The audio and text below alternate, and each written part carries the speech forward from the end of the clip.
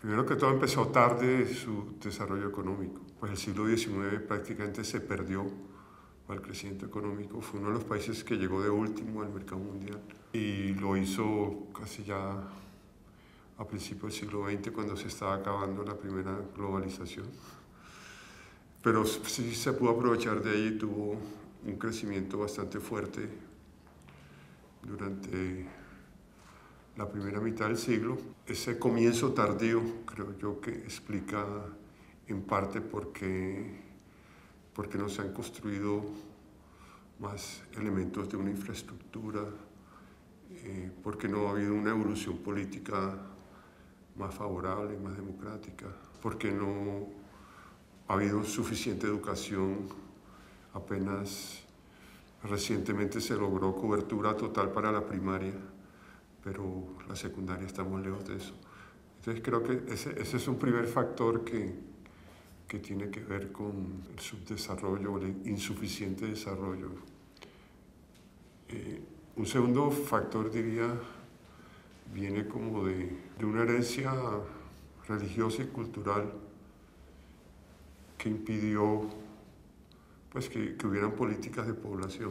En la medida que se dio un crecimiento económico muy fuerte en la primera mitad del siglo XX, se dio la transición demográfica, o sea, con una tasa de natalidad muy alta, cada mujer tenía muchos hijos, pero se morían la mitad o el 60% de los hijos.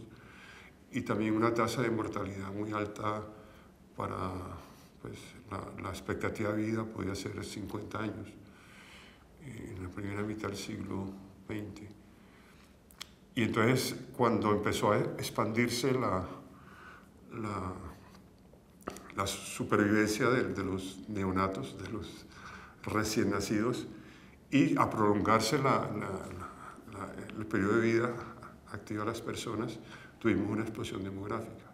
Y no hubo políticas de educación a las mujeres y de planificación familiar que lograra reducir la expansión de la población, y que además yo considero que eso es pues, como una herramienta de democracia, de que las personas y las familias puedan decidir los hijos que puedan tener y amar, y no estar sujetos a la naturaleza y a las prohibiciones religiosas de usar planificación familiar. Entonces yo creo que hablando como economista así material, el ingreso per cápita fue menor porque la población fue mayor y mucho más difícil de educar, sobre todo en esta fase, cuando la población empezó a crecer al 3% anual. Venía 1,5%, 1,6% en el siglo XIX,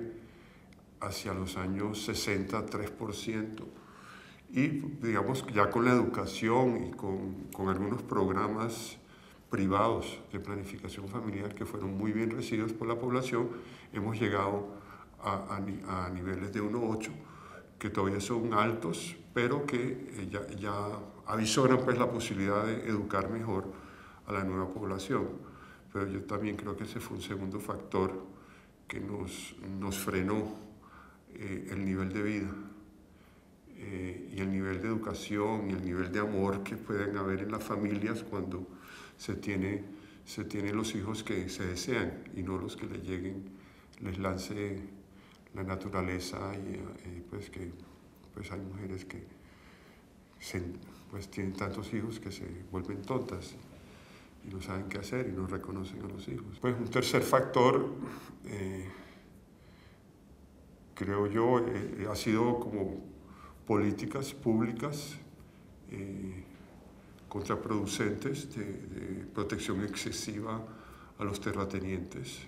El capitalismo que ha surgido ha sido bastante enclenque, porque ha sido mucho con base en apoyos, prebendas gubernamentales que no son accesibles a todos los empresarios, y por lo tanto el crecimiento ha sido muy concentrado hacia el mercado interno, porque la protección da una señal de producir para adentro y no hacia afuera. Y haber producido hacia afuera pudo haber acelerado la tasa de crecimiento económico, que lo hizo exactamente cuando se empezó a promover más las exportaciones en el país, que fue algo que surgió al final de los años 60 y que se logró pues, cierto avance mayor. Añadiría más razones, una desigualdad